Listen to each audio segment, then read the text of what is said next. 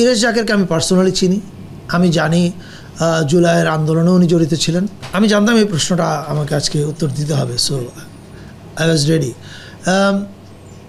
দেখেন, আমি নিজে সরকারের একটা অংশ, ফলে আমি তো আর এখন অ্যাক্টিভিস্ট না। অ্যাক্টিভিস্ট হলে আমি অনেক কথা বলতাম বেশি, কিন্তু এখন সরকারের অংশ হয়ে আসলে আমাকে কথা কম বলে কাজ বেশি করতে হবে।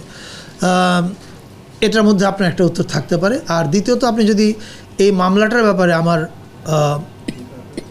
অনুভূতি বা আমার প্রতিক্রিয়া কী এটা জানতে চান, আমি মনে করি যে ইরেশ জাকেরকে আমি পার্সোনালি চিনি, আমি জানি জুলাইয়ের আন্দোলনেও উনি জড়িত ছিলেন, ফলে এটা ডিপলি ট্রাবলিং অ্যান্ড ডিপলি ডিস্টার্বিং। কিন্তু আবার বলছি, এটা মামলা করেছে একজন লোক, এটা রাষ্ট্রপক্ষের মামলা না, সরকারের দেয়া মামলাও না। যে কোনো, এখন আপনি দেখেন, মামলা করার, এখন আমরা স্বাধীনতা পেয়েছি, মামলা করার স্বাধীনতা আছে, সবাই সেই স্বাধীনতার কেউ অপব্যবহার করছে।